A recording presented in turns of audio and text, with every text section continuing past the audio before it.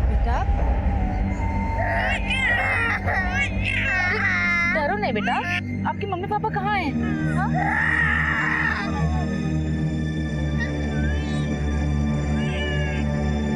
कोई है? आप चलो मेरे साथ। हाँ आओ मेरे साथ आओ आप।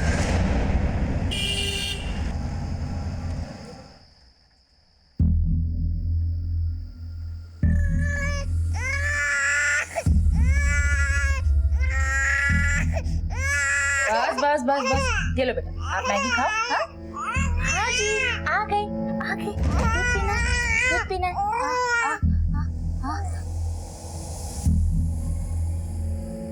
बेटा आप नूडल्स खा ही नहीं रहे हो, मैं खिला दूं?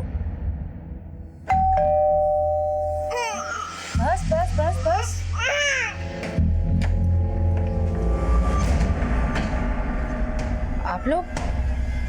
आप लोग यहाँ कैसे? मैं इन्हें लेकर आया। वो बच्चे कहाँ हैं? जी ये रहे। बस बस बस बस बस बस बस ये बच्चे कहाँ मिले आपको? जी मैं अपनी फ्रेंड के यहाँ से आ रही थी तो तभी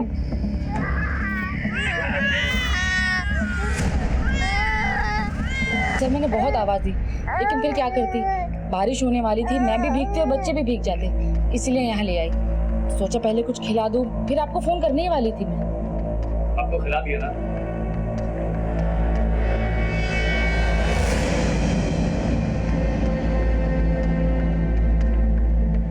बेटा आपका नाम क्या है?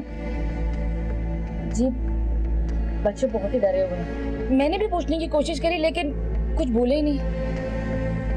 गिरीश एक काम करो, पूरे कमल नगर एरिया को छान मारो। मुझे लग रहा है अगर माँ बाप कहीं आसपास होंगे बच्चों के लिए जरूर परेशान होंगे, और आसपास के सभी पुलिस स्टेशन में मिसिंग रिपोर्ट भी चेक करो। एक बात और, बच्चे जहाँ पर मिले हैं अगर वहाँ पर सीसीटीवी है तो उसके फुटेज भी चेक करो। अब बच्चे को तैयार कर दीजिए, हम लोग इसे किसी एनजीओ में शिफ्ट कर देंगे। एनजीओ क्यों? आप हमें यही रहने दीजिए ना हमारे पास। अब मैं एक बैंक की एम्प्लॉय हूँ, आप मुझ पर ट्रस्ट कर सकते हैं। ठीक है, वैसे भी हमें किसी एनजीओ के बारे में पता करने में थोड़ा टाइम लगेगा, तब तक आप बच्चों को अपने पास रख सकते हैं। थैंक यू साहब, जल्दी पता लगाइएगा, मुझे आपके फ़ोन का इंतजार रहेगा। जी बिल्कुल। ये तस्वीर में कौन है? ये हमारी बेटी है, स्कूल के स्विमिंग पूल एक्सीडेंट में। I am so sorry. आप लोग एक बार पुलिस स्टेशन आ जाइएगा, एफआईआर दर्ज कर लेंगे। Thank you. जी चलो जी सर। नीता, ये तुम ठीक नहीं कर रही हो। ठीक तो तुम नहीं कर रहे हो रंजन।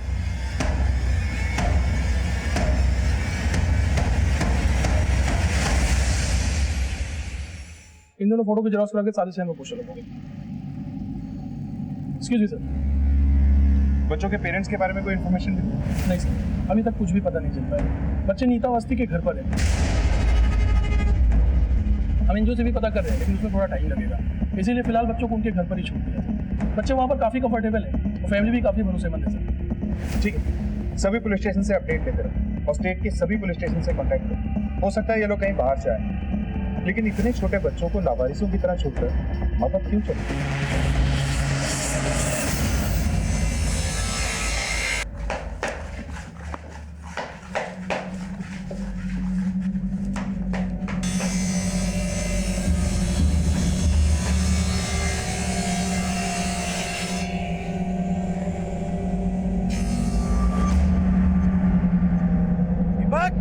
दीपक,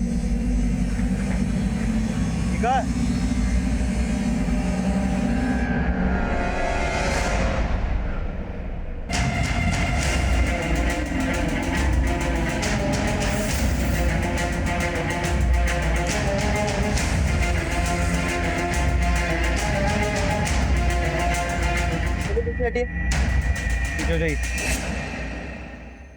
दुकान आपकी है और आपको नहीं पता कि ये बॉक्स कहाँ से है? साहब देवी माँ की कसम हमको कुछ नहीं पता साहब। दुकान खोलते कितना बजे?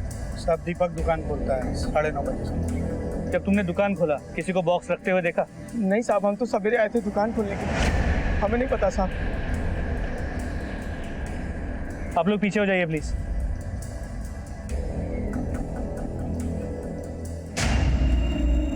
कमल, ये बॉक्स किसी कुरियर कंपनी का लगता है। इसका स्टैम्प भी पता करो किस कंपनी का। पर ये भी पता करने की कोशिश करो इसका सेंडर और रिसीवर को। सर बॉडी के टुकड़े करके फेंके गए, मतलब मुमकिन है कि बाकी के टुकड़े भी यही कहीं फेंके गए हैं, क्योंकि कोई भी किलर अपने साथ बॉडी के पार्ट्स लेके घूमने का रिस्क नहीं ले। आसपास चेक करो, कुछ मिलता है। सर बॉडी पार्ट्स को देखकर ऐसा लग रहा है कि ये पार्ट्स किसी औरत के हैं। आसपास के पुलिस स्टेशन में चेक करो, किसी औरत की कोई मिसिंग कंप्लेंट है। और जब तक बॉडी के बाकी पार्ट्स नहीं मिलते, इन्हें फोरेंसिक भेज। सर कार्टन में मिले लाश के टुकड़ों से सनसनी फैल गई। पुलिस ने लाश के दूसरे हिस्सों को ढूंढने के लिए तलाश तेज कर दी। साहब मैंने फोन किया था। साहब इधर आइए। कहाँ पे? साहब हम लोग इधर मछली पकड़ने आते हैं, आ जाए तो साहब ये दें।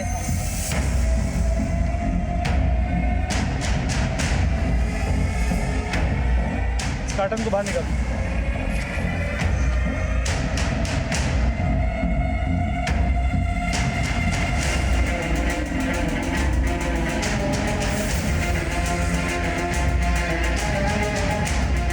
निकालो इसे। लगता है उसी बॉडी का टुकड़ा है जिसके टुकड़े हमें कल उस कारपेंटर के शॉप में मिले। सर लेकिन सिर नहीं मिला। जब तक सिर नहीं मिलता बॉडी पहचानना मुश्किल है।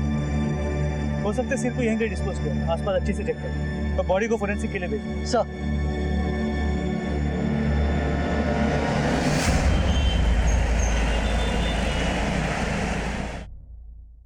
हमारी बेटी रीमा की खबर मिली साहब? देखिए, हमने आपकी बेटी की तस्वीर हर जगह भेजी है, अभी तक कोई इन्फॉर्मेशन नहीं मिली है। हो सकता है वो अपनी प्रेमी के साथ भागी है। हमारी बेटी ऐसी नहीं है साहब। हम तो ये सोच सोच कर डर रहे हैं कहीं उसके साथ कुछ गलत न हुआ हो। देखिए, हम पूरी कोशिश कर रहे हैं, जैसे इन्फॉर्मेशन मिलेगी वैसे हम खबर करेंगे आपको। ठीक है, आप लोग जा सकते हैं।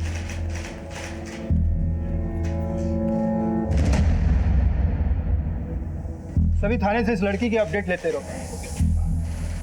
सर ये वो कार्टन है जो हमें कारपेंटर शॉप से मिला था, और ये हमें तालाब के पास से मिला।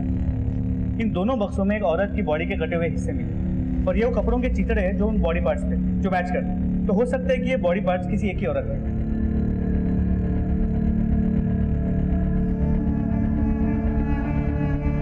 सुनिए, देखिए, दोनों कार्टन्स पे जो टेप है उस पे कोई मार्किंग है जो एक ही तरह की। हो सकता है ये कुरियर कंपनी की खुद की टेप हो। ये मार्किंग थोड़ी मिटी हुई है, लेकिन ये नंबर थोड़ा क्लियर है। इस नंबर को हर एक कुरियर कंपनी में भेजो। हो सकता है इन कार्टन्स का राज खुल जाए। जी सर। पुलिस को लाश के टुकड़े कार्गो कार्टून बॉक्स में मिले थे, और केवल इतनी सी लीड से पुलिस ने हजारों कुरियर कंपनीज को खंगालना शुरू किया। चौहान, बच्चों ने कुछ बोला? नहीं सर, मैं वहीं से आ रहा हूँ, लेकिन अभी तक कुछ भी नहीं बताया। ठीक है, उनसे पूछताछ करते रहो। जैसे ही कुछ बोले मुझे इन्फॉर्म करो। सर कार्टन में जो बॉडी के टुकड़े मिले उन पर एक कपड़ा था जिस पे ये टैग है। इस टैग की हालत काफी खराब है। एक मिनट।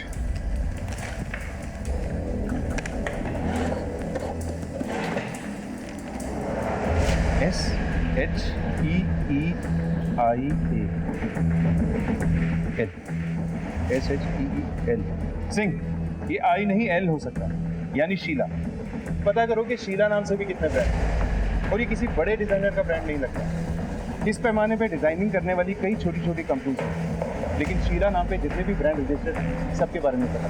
और हाँ, एक ही जैसे कार्टन बॉक्स और इन कपड़ों के टुकड़ों से ऐसे लगता है कि ये बॉडी किसी एक ही औरत की है। खैर, फॉरेंसिक रिपोर्ट से सब क्लियर हो जाएगा। तुम इस ब्रांड के बारे में पता करो। सर पुलिस को मिल रहे सारे सुराग बेहद ही मुश्किल और लंबी प्रक्रिया वाले थे, लेकिन पुलिस की मुस्तैद टीम पूरी सूझबूझ से अपनी तहकीकात को आगे बढ़ा रही है।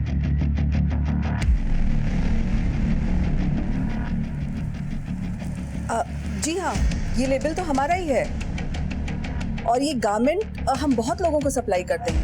पहले होलसेलर्स, फिर रिटेलर्स, और रिटेलर्स में भी शॉपकीपर्स के पास जाते हैं, फिर रोड में बिजनेस करने वालों के पास भी।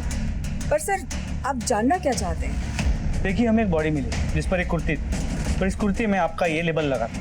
ये लेबल मैं आपको बता दूं कि हम 2 साल पहले बनाना बंद कर चुके हैं। हमने अपनी डिज़ाइन बदल दी है, और ये लेबल कुछ महंगे कुर्ते नहीं लगते थे जो कुछ खास शहरों में हम बेचते हैं। ठीक है, हमें इन सारे शहरों की लिस्ट चाहिए और वहाँ के जो भी शॉपकीपर्स है, रिटेलर्स है, उनकी पूरी जानकारी चाहिए। जय, वो डीलर्स वाली लिस्ट लाना जरा।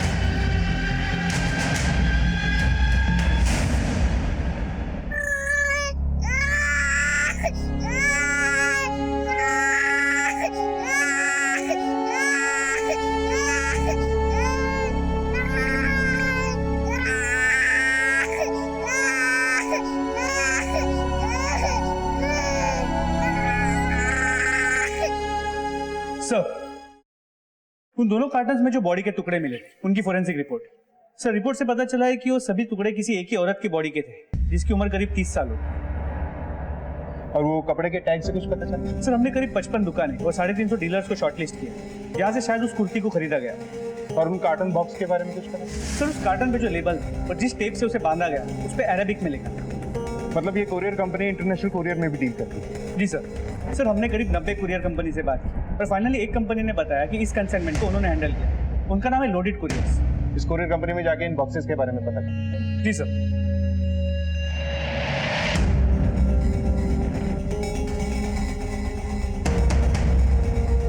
सर, ये नंबर उस कंसाइनमेंट का है जो यूएई से आया था। इसके सेंडर और रिसीवर दोनों नावेद अख्तर। इस नावेद अख्तर का एड्रेस दो। इसकी कंप्लीट रिपोर्ट चाहिए। सर, लोडेड कुरियर कंपनी से पता चला है कि उस कार्टन के कंसाइनमेंट का सेंडर और रिसीवर दोनों एक ही आदमी थे। कोई नावेद अख्तर जो दिल्ली का रहने वाला है। चलो।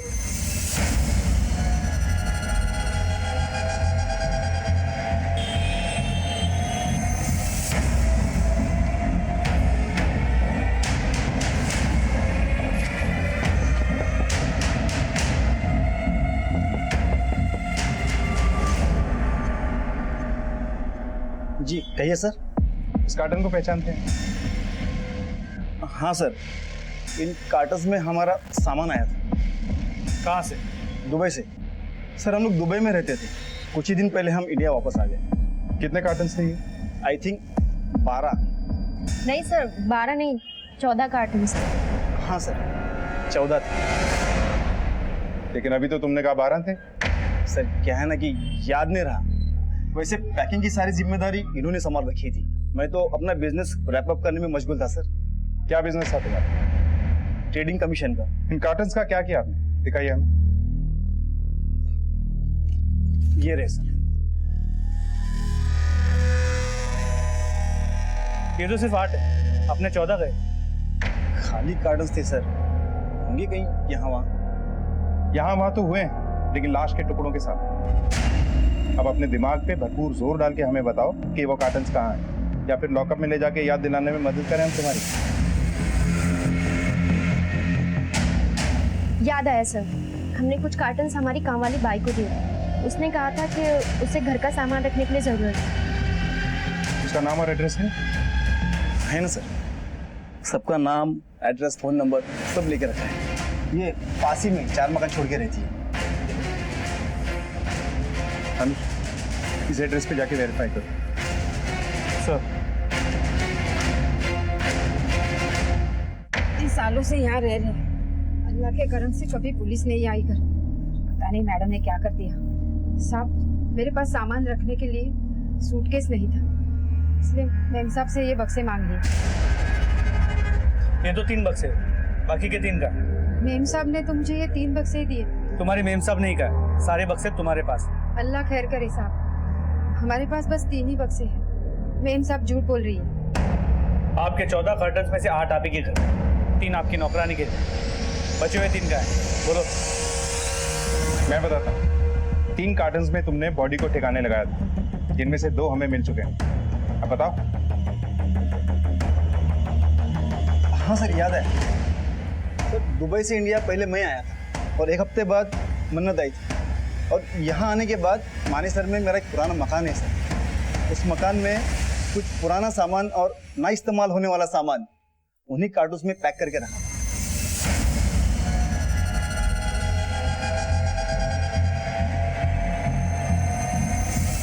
सर, इस तरह।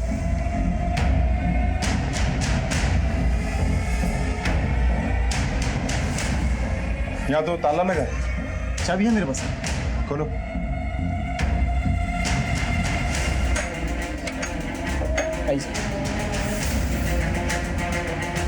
चेक करो पूरा घर।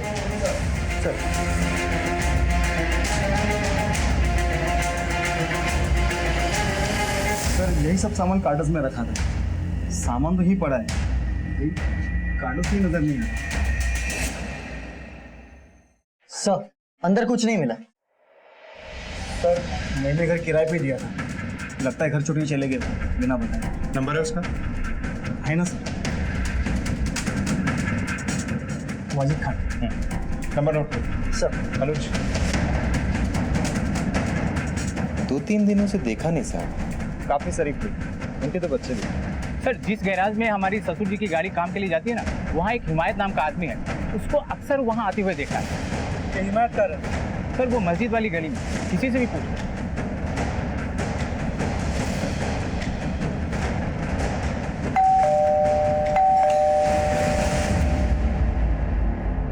जी कहिए। पुलिस। और साहब बात क्या है? मतलब वाजिद को जानते हो? जानता हूँ, मतलब साहब मेरा भाई है, सगा भाई है। कहाँ है वो? अपने घर पे होगा, और कहाँ होगा साहब? वो घर पे नहीं। तो सर उसकी बीवी होगी घर पे, उससे पूछिए कहाँ है। घर पे ताला बंद है और दोनों के फोन भी बंद है। हम जानना चाहते हैं वो लोग हैं कहाँ। मेरा एक बड़ा भाई है इम्तियाज साहब, मैं उससे फोन करके पूछता हूँ कि शायद उसे मालूम हो साहब। वाजिद या जोया, दोनों में से कोई भी तुमसे कांटेक्ट करे तुरंत हमें बताना। जी जी साहब।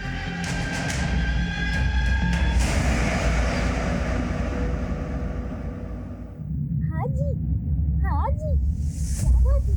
हाँ, ये मम्मा वाली किसी है ना, है ना?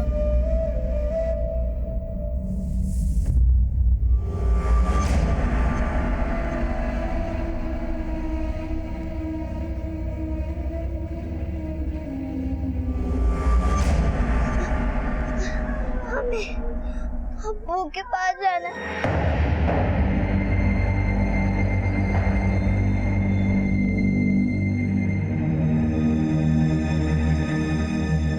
किसके पास जाना है बेटा? हमें अब्बू के पास जाना है। आपकी मम्मी, मतलब अम्मी कहाँ है? अम्मी अब्बू को लेके चली गई। ये तो मैं पुलिस को इन्फॉर्म करता हूँ।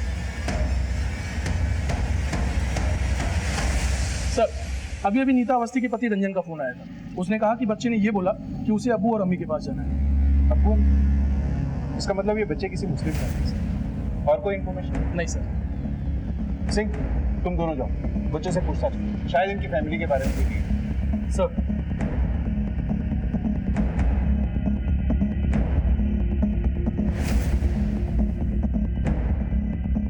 बेटा तुम्हारे स्कूल का नाम क्या है? मेरे स्कूल का नाम मॉडर्न। मॉडर्न क्या है बेटा? मॉडर्न। बेटा तुम्हारा स्कूल है कहाँ? मॉडर्न। बेटा तुम्हें वहाँ बस स्टॉप पे छोड़ा किसने था, अब्बू ने या अम्मी ने? अब्बू ने। तो जब तुम्हें वहाँ अब्बू ने छोड़ा, उन्होंने तुमसे कुछ कहा था? ये कहा था कि वो तुम्हें लेने आएंगे? सर रहने दीजिए ना, वो परेशान हो रहा है। Madam please. बेटा तुम्हारे अब्बू ने क्या कहा? उन्होंने कहा था कि परी का ख्याल रखें और कोई लेने के लिए आ जाए तो उसके साथ चले जाना।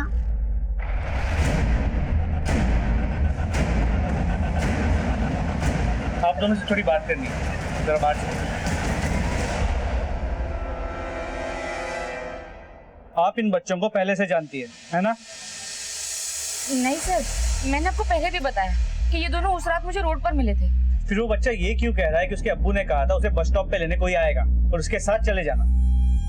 मुझे नहीं पता था, हो सकता है सच में इन्हें कोई लेने आने वाला हो। लेकिन ये भी हो सकता है उन्हें लेने आप ही जाने वाली थी और उसके अब्बू ने आपको पहले से बता दिया। ये क्या बकवास है सर? मैं किसी को नहीं जानती। देखिए, हमने आपके बारे में सब कुछ पता कर लिया। आपके बच्चे के गुजर जाने के बाद आप एक दूसरा बच्चा चाहती थी, है ना? हर औरत चाहती है सर। लेकिन अब आप मेडिकली मां नहीं बन सकते, ये बात भी सच है। जी सच है। तो फिर ये हो सकता है कि आप ही ने इन बच्चों को खरीद लिया या फिर किडनैप कर लिया। ये क्या बकवास कर रहे हैं आप? सलामत एनजीओ को कांटेक्ट करो। सब बच्चों की कस्टडी ले लो। सर प्लीज उन्हें मुझसे अलग मत कीजिए। देखिए वो यहाँ पर खुश है। वो बच्ची मेरी गोद में आके ऐसे चुप हो जाती जैसे अपनी माँ की गोद में हूँ। आप उन्हें ले जाकर उन पर जुल्म मत कीजिए प्लीज। सर खबरदार कोई नहीं लेकर। शहजाद इधर आओ बेटा, मेरे पास आओ। कोई नहीं। बच्चे को छोड़िए आप। सर ऐसा रंजन रोको ना, इन्हें रोको ना रंजन। नीता वो हमारे बच्चे नहीं हैं, जाने दो उन्हें। यहाँ गुरुग्राम में जितने भी स्कूल के नाम में मॉडर्न आता है, वहाँ जाके इन बच्चों के बारे में पूछताछ करो, पता करने की कोशिश करो उनके माँ बाप का नाम क्या है, उनका एड्रेस क्या है। सर कोई लीड नहीं मिला। अब तक इस केस में हम किसी भी नतीजे पे नहीं पहुंच पाए। सिंह, इस केस को सॉल्व करने के लिए हमें वाजिद और जोया की हिस्ट्री को खंगालना होगा। वाजिद के भाइयों को एक बार फिर से बुलाओ, उनसे दोबारा से पूछताछ करो। साहब मेरी फैमिली है, बेगम है, एक बच्चा है। और साहब हम लोग महीने 2 महीने में एक बार ही मिलते हैं। रहते गुरुग्राम में ही है, पर घर बहुत दूर दूर है तो आना जाना कम ही होता है। काम कहाँ करता है? फिलहाल तो कोई काम नहीं है साहब उसके पास, बेकार ही था वो। देखिए, वाजिद के घर से 3 बक्से गायब हुए, उनमें से 2 में हमें औरत की कटी हुई लाश मिली। हम जानना चाहते हैं कि वाजिद और जोया के आपसी रिश्ते कैसे? बहुत अच्छे रिश्ते थे साहब, उन्होंने तो लव मैरिज की थी।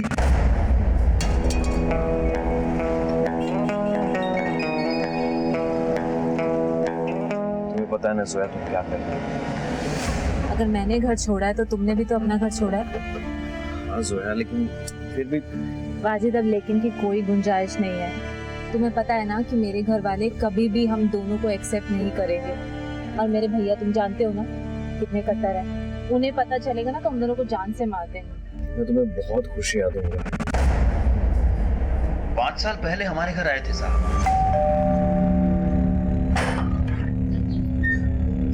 अस्सलाम वालेकुम भाईजान। अरे वालेकुम अस्सलाम वाजिद मियां, अचानक? बस ऐसे ही आ गया था। ये भाईजान ये जोया है, अपने ही गांव की है। हम दोनों घर से भाग कर आए।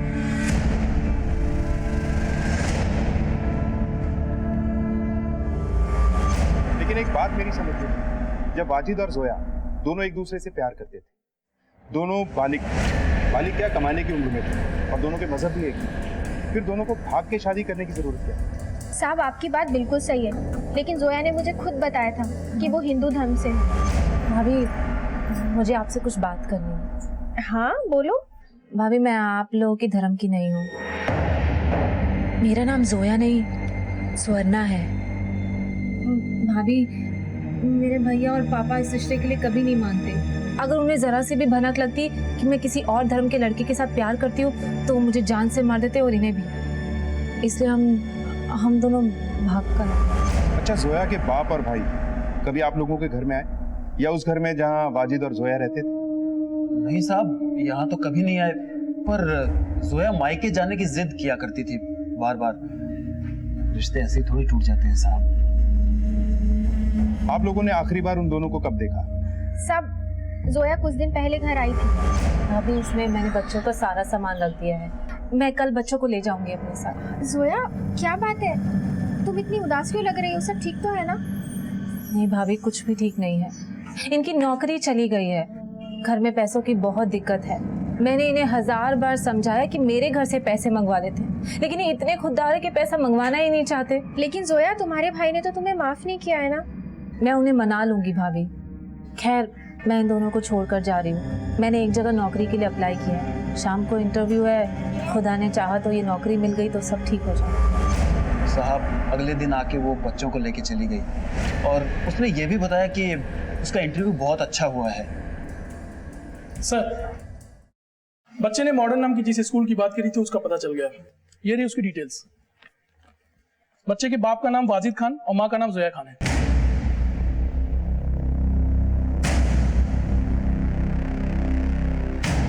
फोटोग्राफ दिखाओ सर।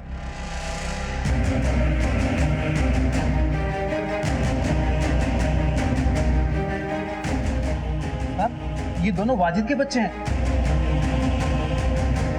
मगर हुआ क्या है साहब? दरअसल इन बच्चों को किसी ने रास्ते पे छोड़ दिया था। अब ये सलामत नाम की एनजीओ में, जब तक वाजिद और जोया मिल नहीं जाते, इन बच्चों को हम आप लोगों के पास छोड़ देंगे। साहब मेहरबानी करके ऐसा मत कीजिएगा। हमें मालूम नहीं है कि वाजिद और जोया कहाँ है इस वक्त। अल्लाह ताला उन्हें सलामत रखे। अगर उन्हें कुछ हो गया तो साहब हम उनके बच्चों की परवरिश नहीं कर पाएंगे। ठीक है, मुझे वाजिद का अजमेर का एड्रेस चाहिए और जोया के पेरेंट्स का भी। और हाँ, हमारी इजाजत के बिना आप लोग इस शहर छोड़ के जाने की सोचना नहीं। और जो कुछ भी तुमने मुझे बताया उसमें से जरा सा भी झूठ हुआ तो अंजाम तुम लोग जानते हो। ठीक है, तुम लोग जा सकते हो।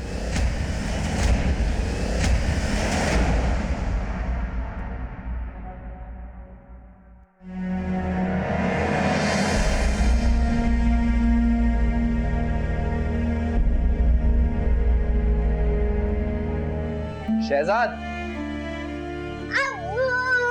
मेरा बेटा पायलट बनेगा, पायलट।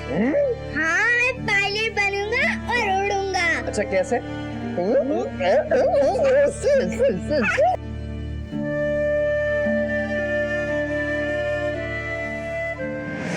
ठीक है, इस बारे में पूरी डिटेल्स मुझे दो।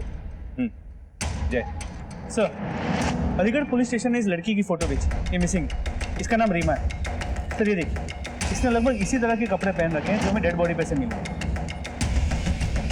ये महज एक इत्तेफाक हो सकता है, लेकिन ये भी हो सकता है कि मरने वाली लड़की यही है, और ये दोनों केसेस बिल्कुल अलग हैं। You're right। लेकिन सबसे पहले हमें यह पता लगाना होगा कि ये मरने वाली लड़की कौन है। इसे पहचानना मुश्किल है, क्योंकि बॉडी का कटा हुआ सर अभी तक हमें नहीं मिला और कातिल ने जानबूझकर लाश के टुकड़ों को दूर दूर फेंक दिया था ताकि हम कभी भी उस तक ना पहुंच पाए। लेकिन सवाल अब भी कई है। एक ये कि अगर ये मरने वाली लड़की ये रीमा है तो सवाल ये है कि इसे किसने मारा होगा, क्यों, तो इसका वाजिद से क्या कनेक्शन है। और अगर ये जोया है तो जोया और उसके पति को जोया के बाप और उसके भाई से जानकर खतरा। तो कहीं ऐसा तो नहीं कि वाजिद को भी मार दिया गया, या ये भी हो सकता है कि वाजिद ने इन दोनों में से किसी एक लड़की को मारा और कहीं भाग गया। और अभी हम सिर्फ डीएनए टेस्ट से पता लगा सकते हैं कि ये बॉडी जोया की है या रीमा की। सही कह रहे हो। एक काम करो, चौहान को बोलो कि उन बच्चों का ब्लड सैंपल लो और इस रीमा के माँ बाप का भी ब्लड। और तुम ऐसा करो कि एक टीम लेके अजमेर जाओ, वहां की लोकल पुलिस से मदद लेकर जोया और वाजिद के बारे में बताओ। सर, अलीगढ़ पुलिस से मिले नए सुराग से पुलिस और भी उलझ गई थी। अब इस केस के तार बाहरी इलाके से जुड़ गए थे। जोया और वाजिद कहाँ थे? नीता को बच्चों का मिलना क्या महज एक इत्तेफाक था या कोई राज? पुलिस ने अपनी जांच टीम बढ़ा दी थी जो दिन रात इस गुत्थी को सुलझाने में लगी थी। आपका मतलब है वाजिद यहाँ नहीं है? जी हाँ, वाजिद जिस रोज से इस घर से गया उसने अपनी शक्ल तक नहीं दिखाई। उस लड़की का भाई जब देखो मुंह उठा के आता है और हमें धमका के चला जाता है। मेरी बहन स्वर्णा कहाँ है? कौन स्वर्णा? तेरा जो कमीना बेटा है ना वाजिद, वो मेरी बहन को भगा के ले गया है। वाजिद ऐसा नहीं कर सकता। पूछ अपनी इस बेटी से, इसे सब कुछ मालूम है। उन दोनों को तो मैं ढूंढ के मार ही दूंगा। अगर तुझे पता है तो मुझे सच सच बता दे, वरना एक दिन तेरी इस बेटी को उठा के ले जाऊंगा। वाजिद अच्छा हुआ नहीं आया, आता तो मारा जाता। साहब आना चाहता था। मतलब? जोया से शादी के बाद उन्होंने फोन किया था मुझे। सुहाना आपा, तुम कहाँ चले गए हो वाजिद? वापस आ जाओ। मैं जल्दी लौटूंगा। सुहाना, फोन दे, फोन दे मुझे। वाजिद, इस बीवी से कहो कि अपने उस कमजोर भाई को समझाए जो आए दिन घर में आकर धमकियां देकर जाता है, पापा की इज्जत लूटने की बात करता है। आखिरी बार वाजिद से कब बात हुई? करीब 20-25 दिन पहले। बहुत परेशान थे, बता रहे थे उनकी नौकरी चली गई। वाजिद के घर से कुछ बक्से गायब हुए थे, उनमें से एक में हमें एक लड़की की लाश मिली। हो सकता है वो जोया, पर वाजिद का भी कुछ पता नहीं चला। ये भी नहीं पता कि वो जिंदा है या नहीं। वाजिद का किसी रीमा नाम की लड़की के साथ संबंध था? अल्लाह मेरे भाई भाभी की जोड़ी सलामत रखे। अरे वो तो किसी दूसरी औरत के साथ ताल्लुक रखने का सोच ही नहीं सकते। अब उनके बच्चे कहाँ हैं सर? उनके बच्चे फिलहाल एक एनजीओ में। अगर आप लोग उन्हें अपनाना चाहते हैं तो आप लोग अप्लाई कर सकते हैं।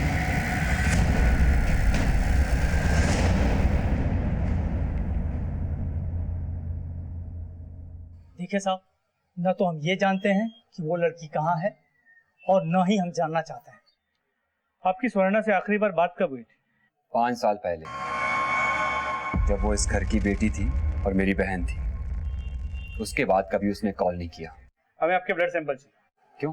हमें एक लड़की की लाश मिली जिसका सिर नहीं, पर हमें उसकी शिनाख्त करने में मुश्किल हो रही है। तो हम डीएनए मैचिंग करके देखना चाहते हैं कि क्या वो लड़की स्वर्णा है। हमारी बदकिस्मती है कि उसकी रगों में भी हमारा ही खून दौड़ रहा है, और भगवान से मानूंगा कि लाश उसी की हो। सर, अजमेर में जोया और वाजिद दोनों के घर वालों से बात हुई। मुझे लगता है कि ऑनर किलिंग का केस हो सकता है, क्योंकि वाजिद के घर वालों ने बताया कि जोया और वाजिद के भाग जाने के बाद जोया के भाई राज ने वाजिद के घर वालों को कई बार धमकाया और ये भी कहा था कि अगर जोया और वाजिद वापस आए उन्हें मार दे। तुम ठीक है? ये ऑनर किलिंग का मामला हो सकता है। एक काम करो, राज के कॉल रिकॉर्ड से करवाओ, और गुरुग्राम में जहाँ ये वाजिद रहता है वहाँ लोगों को राज की फोटो दिखाकर पूछो क्या कभी किसी ने उसको वहाँ देखा है। सर,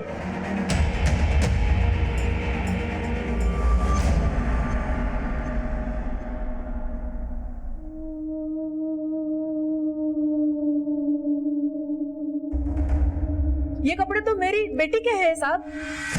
आप लोगों को पूरा यकीन है कि ये कपड़े आपकी बेटी की? मुझे आज भी वो दिन याद है जिस दिन वो ये कुर्ती खरीद कर लाई थी। बहुत अच्छी है, तुझमें बहुत खिलेगी। देखिए, हमें एक लड़की की कटी हुई लाश मिली।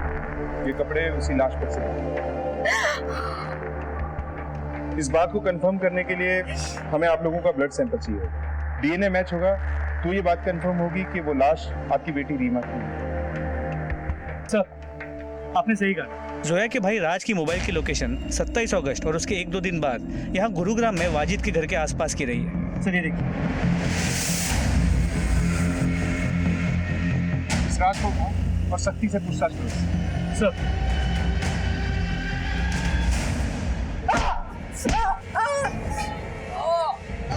बस चल, शुरुआत मैं कर दे।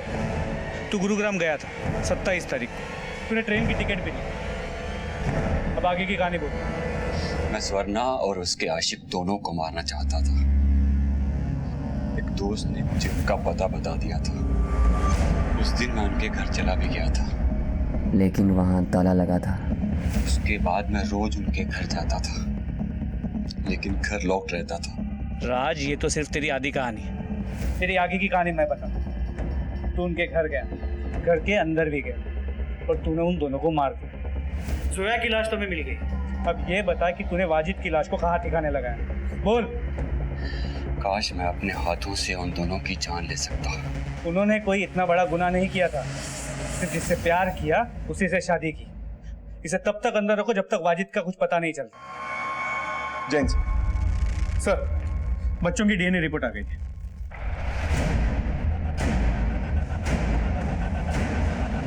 सिंह, मुझे 27 अगस्त की इन तीनों की पूरी डिटेल चाहिए। कौन कहाँ था, क्या कर रहा था, किससे मिल रहा था? सर, पुलिस के हाथ कुछ अहम सुराग लग गए थे। अब उनके शक और तफ्तीश का दायरा भी सीमित हो गया था। सर, एक इंपॉर्टेंट बात पता चली। क्या? हत्या वाली रात यानी 27 अगस्त को हमें जिस जिस जगह लाश के टुकड़े मिले थे, हर उस जगह पे एक टेम्पो को देखा गया सर। हमने टेम्पो के मालिक का पता भी लगा लिया। ये रही उसकी डिटेल्स। सर, रीमा की लीड मिली। उसका फोन अभी स्विच ऑन हुआ था। लगता है इस केस से बहुत जल्द पर्दा उठने वाला है, क्योंकि हमारी हरकत को देख के हत्यारे भी हरकत में आएंगे और कोई ना कोई गड़बड़ जरूर करें। सब पे नजर बनाए रखो। और चौहान, इस टेम्पो के मालिक को उठा के लाओ और तुम रीमा को ट्रैक करो।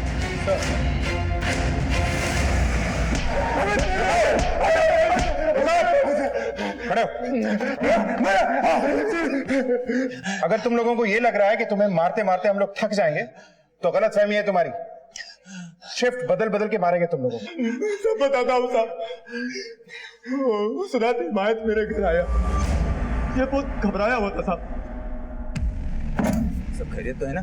खैरियत तो नहीं भाईजान, हमें वाजिद के घर अभी निकलना होगा। ऐसी क्या जरूरत पड़ गई जो इतनी रात को तुम दोनों अपने उस भाई वाजिद के घर गए? उसकी एग्जैक्ट लोकेशन मुझे मैसेज करो। फोन सिर्फ 15 सेकंड के लिए ऑन हुआ था। एरिया बता सकता हूँ, एग्जैक्ट लोकेशन बताना मुश्किल है। तो इस एरिया में उसे ढूंढेंगे कहाँ? गाड़ी साइड में लगा दो। रीमा की फोटो लेके इस एरिया में अच्छे से पूछताछ करो। फिर क्या हुआ? मैं और हिमायत वाजिद के घर पहुंचे। वाजिद कौन है? हिमायत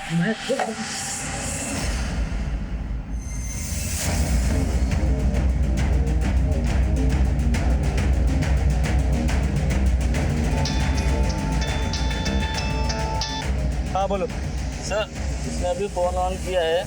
इसके पहले कि उसका फोन स्विच ऑफ हो जाए उसका लोकेशन ट्रेस करो, इमीडिएटली भेजो मुझे।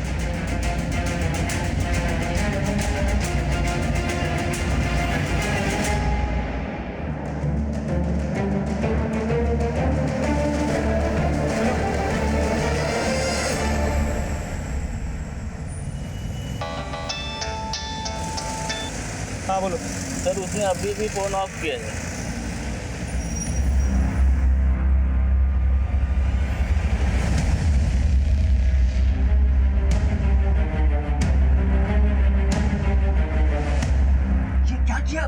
मेरे पास और कोई रास्ता नहीं था भाईजान। पागल हो गए?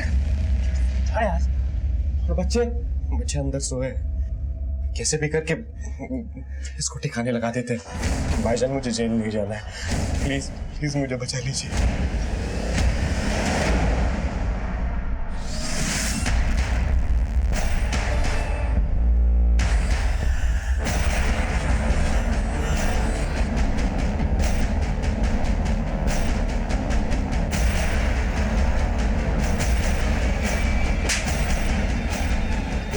लड़की का है।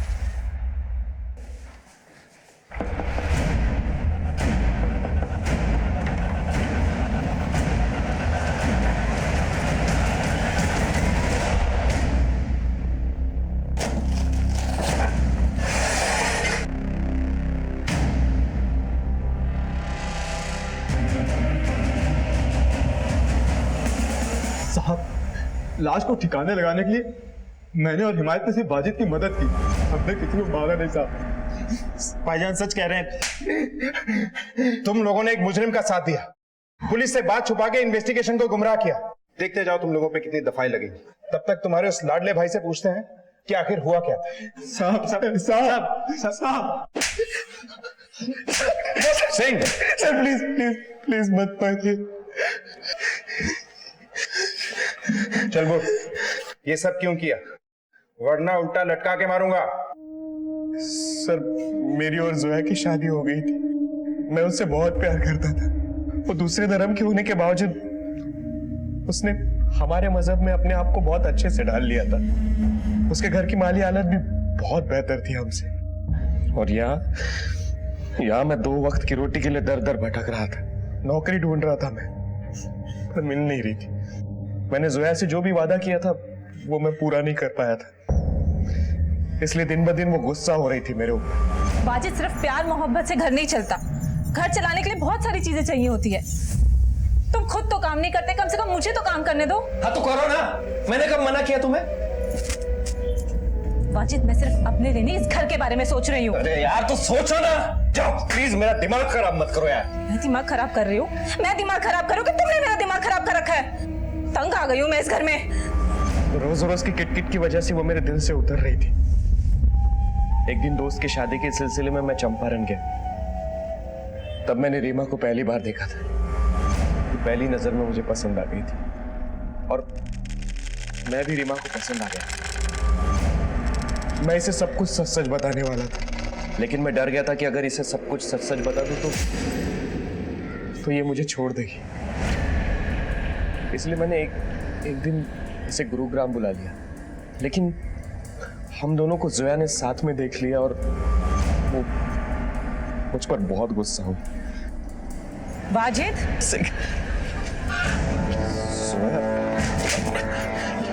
तो ये वजह थी तुम्हें काम ना मिलने की? नहीं नहीं जोया, मेरी बात सुनो। देखो, मेरा नहीं तो कम से कम अपने दोनों बच्चों को तो ख्याल किया होता। अच्छा नहीं किया तुमने। जोया मेरी बात सुनो। तुम जोया, देखो रीमा, देखो ऐसा कुछ नहीं है। उसके बाद रीमा भी मुझसे दूर जाने लगी। रीमा प्लीज मेरी बात तो सुनो। रीमा मुझे समझाने का मौका तो दो। प्लीज प्लीज मुझे ऐसे छोड़कर मत जाओ। मेरे लिए तो तुम्हारे पास कोई जगह ही नहीं है। रीमा मैं तुम्हारे लिए अपने दिल में भी जगह रखूंगा और अपने घर में भी। ठीक है, तो पहले अपनी बीवी से छुटकारा पाओ और अपने बच्चों से नहीं जाओ। कर पाओगे? मैंने कहा कर पाओगे? लेकिन जैसे तैसे मैंने रीमा को मना लिया। मैंने जोया से कहा था कि अगर तुम घर से जाना चाहती हो तो जा सकती हो, लेकिन अभी बच्चों को भी साथ में लेके जाना पड़ेगा। तुम जैसे घटिया सब रहना ही नहीं है मुझे। तुम्हें मेरे साथ नहीं रहना है ना? जाओ अभी के अभी यहाँ से जाओ और अपने बच्चों को भी साथ में लेके जाओ। वो सिर्फ मेरे बच्चे तुम्हारे कुछ नहीं लगते। एक दूसरी औरत के लिए तुम मुझे घर से निकाल रहे हो। हाँ मैं जाऊंगी, लेकिन पुलिस स्टेशन जाऊंगी, तुम्हारे माँ बाप के घर जाऊंगी, अपने घर जाऊंगी, पूरी दुनिया को तुम्हारा ये घटिया चेहरा दिखाऊंगी मैं। पुलिस स्टेशन जाओगी तुम? सर मैं उसे मारना नहीं चाहता था, लेकिन मेरे पास कोई दूसरा रास्ता भी नहीं था। लाश को ठिकाने लगाने के लिए मैंने हिमायत भाई और इम्तियाज भाई को बुला लिया। हेलो हिमायत भाई, आप जल्दी घर आ जाइए। वो जोया। सर मैं उसे मारना नहीं चाहता था, मैं रीमा से शादी करना चाहता था। रीमा को लेकर भाइयों से पैसे लेकर कहीं दूर जाकर बसना चाहता था, लेकिन रीमा मुझे बच्चों के साथ एक्सेप्ट नहीं कर रही थी। मैं बच्चों को रास्ते में नहीं छोड़ना चाहता था, इसलिए उन्हें कमल नगर में छोड़ दिया ताकि कोई अच्छा इंसान उन्हें अपने साथ ले जाए। दूर जाकर फिक्र के मारे खड़ा रहा, उनको ऐसे ही देखता रहा। एक बाली औरत के हाथ में बच्चे देखकर मैं संतुष्ट हो गया था कि बच्चे सुरक्षित हैं। दोनों लड़कियों पे एक जैसे कपड़ों की क्या पहेली है? एक्चुअली मैंने एक जैसे 2 ड्रेस लिए थे और वो दोनों को गिफ्ट किए थे। शरीर के बाकी हिस्से तो हमें मिल गए, सर नहीं मिले। कहाँ फेंका था उसे? गुरुग्राम के आगे खाई है, उसी के नाले में डाल दी। और ये रीमा के साथ कब से डेरा जमाया हुआ था तूने?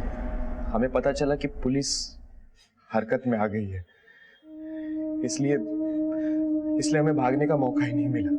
सर 2 कश्तियों में सवार होकर मैं डूब गया। सर मुझे माफ कर दीजिए, मुझसे गलती हो गई। 2 कश्तियों की सवारी तूने अपनी मर्जी से की, अपनी सुकून भरी जिंदगी को बर्बाद भी तूने खुद किया। अपनी पत्नी का खून किया, अपने बच्चों को दूसरे के हवाले कर दिया, चला था किसी और से प्यार जताने। एक शादीशुदा और 2 बच्चों के बाप होकर और रीमा से रिश्ता जोड़कर सिर्फ अपनी ही नहीं, तुमने कई जिंदगियां बर्बाद कर दी। अब सड़ते रहना सारी जिंदगी जेल। जो बांधने से बंधे और तोड़ने से टूट जाए उसका नाम है बंधन, और जो अपने आप बन जाए और जीवन भर ना टूटे उसका नाम है संबंध।